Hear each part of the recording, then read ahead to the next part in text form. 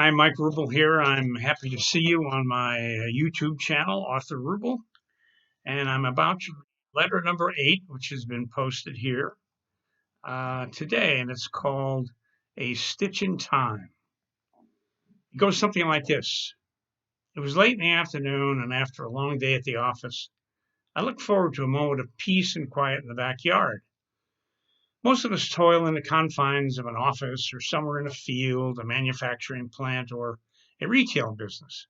As an owner, the stress of the day to day rests on your shoulders as you ponder strategic moves, a new product development, or managing a loan at the bank. As an employee, you finish your work and glance furtively at the clock on the wall in anticipation of the closing bell, when all is shut down and you're free to go. Well, there may not be the stress of operating a company, there still is the angst of keeping your job, making a cogent presentation to your superiors, doing your work to the best of your abilities, and seeing the end of a project that will spell the completion of your work. After pouring myself a cool drink, I reclined in an old wicker chair with the fatted padding and frayed edges, but as comfortable as an old baseball glove. A slight breeze barely moved the leaves in the trees along the edge of the yard, but just enough to cool the temperature to a pleasant level. Not everyone has such a luxury. Most of us are confined to an apartment or small home without a yard for your retreat. Many find retreat in meeting friends in a pub, or perhaps a walk in the park with your children and a shaggy dog who wants to stop every 5 feet to sniff around like he was Sherlock Holmes. Everything is in the eyes of the beholder. We all need to find solace in the end of the day and revel in the joyous elation that when we step through the door of our own castle in the sky. In my case, I look at the yard with the plantings of summer flowers along the base of a short hedge surrounding the fountain.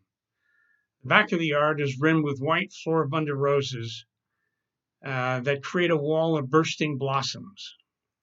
A hummingbird hovered gracefully at the bougainvillea and then darted quickly to the next plant or flower in search of nectar.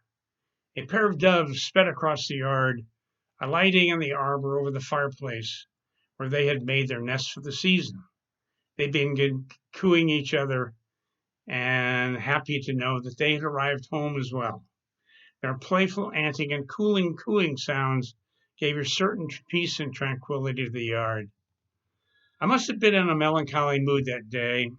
I looked at the patterns of flowers, the whites, the reds, the yellows, and greens, which reminded me of my grandmother's quilt from a long time ago.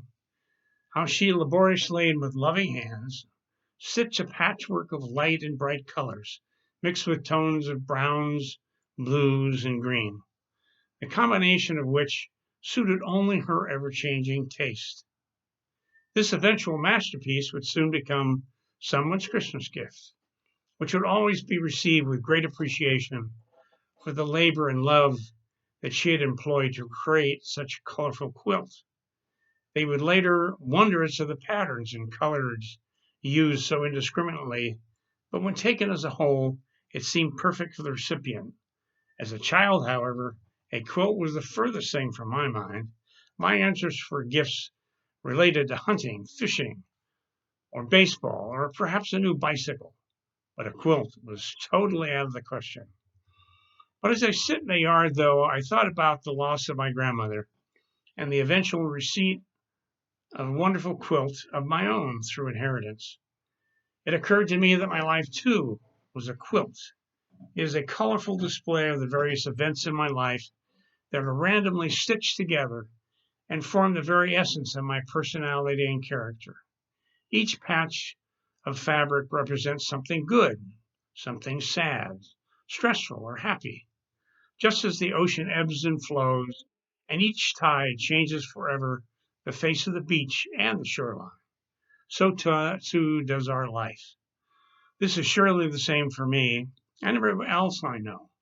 If we think about the various events of our lives, the changes, the trials and tribulations that affect us all, my quilt is all these things, and hopefully it will continue to grow in size scope, and color.